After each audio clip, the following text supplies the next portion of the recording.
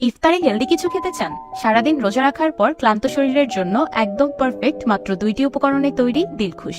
এই দিলখুশের এক টুকরো আপনার মন ও পেট একদম ঠান্ডা করে দিবে। এমন ইউনিক, হেলদি ও সেই সাথে মজাদার ডেজার্ট আপনি আগে কোনোদিনও দেখেননি বা খাননি।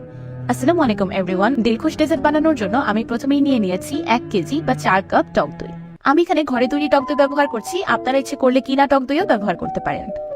ঘরে পারফেক্টলি টক দই তৈরি করার রেসিপি আপনারা আমার চ্যানেলেই পেয়ে যাবেন।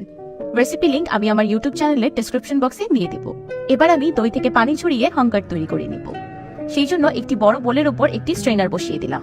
স্ট্রেনারের উপর দিয়ে দিচ্ছি ছানার পানি ছড়ানোর মার্কিন কাপড়। এবার কাপড়ের উপর দইগুলো দিয়ে কাপড়টাকে খুব ভালোভাবে মুড়িয়ে নেব। উপর থেকে একটা ভারী কিছু দিয়ে প্রেস করে দিতে হবে যেন পানিটা ইজিলি বের হয়ে যায়। দইটাকে চাপ দেওয়ার জন্য আমি একটি লোহার কড়াই ব্যবহার করছি, আপনারা ভারী যে কোনো কিছু ব্যবহার করতে পারেন। এবার এভাবেই এটাকে আমি ফ্রিজে রেখে দিব 1 থেকে 2 ঘন্টার মতো, বা পানি সম্পূর্ণ ঝরে যাওয়া পর্যন্ত। আপনার ইচ্ছে করলে এটাকে এভাবেই ওভারনাইট ফ্রিজে রেখে দিতে পারেন। এবার একটি বাটিতে নিয়ে নিয়েছি 300 গ্রাম খেজুর। দিলখুশ ডেজার্ট তৈরি করার জন্য আমি মেটজুল খেজুর ব্যবহার করছি, আপনারা আপনাদের পছন্দ অনুযায়ী যে কোনো খেজুর ব্যবহার করতে পারবেন, কিন্তু চেষ্টা করবেন নরম খেজুরগুলো ব্যবহার করার। এবার আমি খেজুরগুলোকে ডিসিড করে নেব। একটি নাইফের সাহায্যে খেজুরগুলোকে মাঝ বরাবর কেটে আমি ভিতর থেকে দানাটাকে বের করে ফেলে দিচ্ছি। সবগুলো খেজুরের দানা বের করা হয়ে গিয়েছে। এবার খেজুরগুলোকে একটি বাটিতে তুলে নিলাম। এবার ডিসিড করা খেজুরগুলোতে দিয়ে দিচ্ছি 2 কাপ ফুটন্ত গরম দুধ।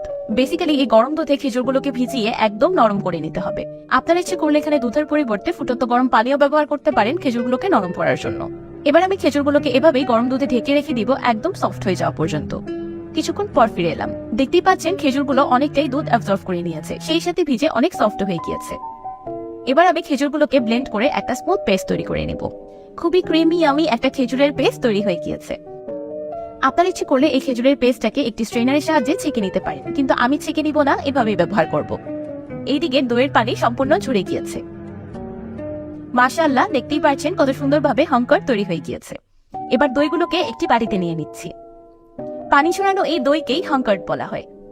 এবার একটি উইক্সের সাহায্যে দইটাকে খুব ভালোভাবে ফেটিয়ে ক্রিম করে নেব। দইটাকে এই পর্যায়ে দেখতে কিন্তু একদমই দই মনে হচ্ছে না, একদম ক্রিমের মতো লাগছে, তাই না? এবার দইয়ে দিয়ে দিচ্ছি আগে থেকে ব্লেন্ড করে রাখা খেজুরের পেস্ট। এবার উইক্সের সাহায্যে দই আর খেজুরের পেস্ট একসাথে খুব ভালোভাবে মিক্স করে নেব। দই আর খেজুর একসাথে খুব ভালোভাবে মিক্স হয়ে একটা ক্রিমি ইয়ামি ব্যাটার তৈরি হয়ে গিয়েছে। দিলখুশ ডেজার্টটা বানানোর জন্য আমি একটি রাউন্ড শেপের মোল্ড বেকিং পেপার দিয়ে রেডি করে রেখেছি।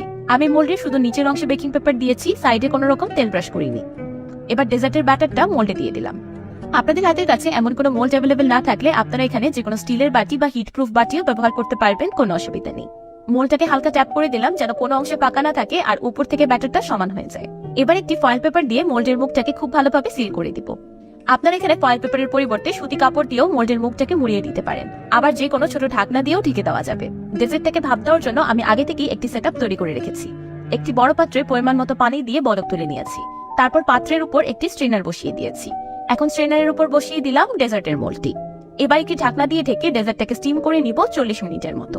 40 মিনিট পর আমার দিলখুশ ডেজার্ট পারফেক্টলি স্টিমড। ডেজার্টটা ঠান্ডা হওয়ার আগ পর্যন্ত আমি এভাবেই স্ট্রেনারের উপর রেখে দিয়েছিলাম, উপরের ফয়েলটাকে রিমুভ করিনি। এতে করে ভিতরে স্টিমে ডেজার্টটা আরো সুন্দরভাবে সেট হয়ে গিয়েছে। মাশাআল্লাহ, দইটা খুব সুন্দরভাবে জমে গিয়েছে। এবার আমি দিলখুশ ডেজার্টটাকে নরমাল ফ্রিজে রেখে দিব ঠান্ডা হয়ে যাওয়া পর্যন্ত। এই ধরনের ডেজার্টগুলো ঠান্ডা ঠান্ডা খেতেই বেশি ভালো লাগে। এখন একটি নাইফের সাহায্যে সাইডের অংশটাকে হালকা ছাড়িয়ে নিয়ে ডেজার্টটাকে ডিমোল্ড করে নিচ্ছি। দইটা খুব সুন্দরভাবে স্টিম হলে ডেজার্টটা ডিমোল্ড করতে একদমই অসুবিধা হবে না, নিজে থেকেই সাইডটা হালকা ছেড়ে দিবে। আর নিচে যেহেতু বেকিং পেপার দেওয়া আছে তাই খুব ইজিলি ডিমোল্ড হয়ে যাবে। এবার কিছু পেস্তা বাদাম, কাঠবাদাম আর খেজুর দিয়ে ডেজার্টটাকে ডেকোরেশন করে নিলাম। এটা একদমই অপশনাল, আপনারা ইচ্ছে করে স্কিপ করতে পারেন। তো তৈরি হয়ে গেল মন প্রাণ কলিজা ঠান্ডা করা দিলখুশ। এখন আপনিই বলুন, এর থেকে সহজ ডেজার্ট রেসিপি কি দ্বিতীয়টি আছে? ইফতারে দই আর খেজুর এই দুইটি খাবারের কোনো বিকল্প নেই। দই আমাদের পেট ঠান্ডা রাখে আর খেজুর আমাদের এনার্জি দেয়। এই দুইটি জিনিসের কম্বিনেশনে তৈরি চিনি মুক্ত এই হেলদি ডেজার্ট যদি ইফতারে থাকে তাহলে আর কিছুই লাগবে না। এই দিলখুশের এক টুকরো খেয়ে নিলেই আপনার সারাদিনের ক্লান্তি দূর হয়ে যাবে, সেই সাথে পেটও ভরবে। ভাপা দই খেতে পছন্দ করে না এমন মানুষ হয়তো খুঁজেই পাওয়া যাবে না, কিন্তু সেই ভাপা দই যদি হয় খেজুরের ফ্লেভারের তাহলে তো আর কোনো কথাই নেই। ছোট থেকে বড় সবারই এই ডেজার্ট খাওয়ার জন্য কাড়াকাড়ি লেগে যাবে। যারা ডায়েটে আছেন, চিনি অ্যাভয়েড করেন, সেই জন্য ডেজার্ট খেতে পারছেন না, তাদের জন্য একটা মাস্ট ট্রাই রেসিপি। আমার আজকের এই দিলখুশ রেসিপিটি আপনাদের কাছে কেমন লাগলো আমাকে অবশ্যই কমেন্ট করে জানাবেন। ভিডিওটি ভালো লাগলে একটি লাইক দিবেন আর আমার চ্যানেল সাবস্ক্রাইব করে আমার চ্যানেলের পাশেই থাকবেন। আল্লাহ হাফেজ।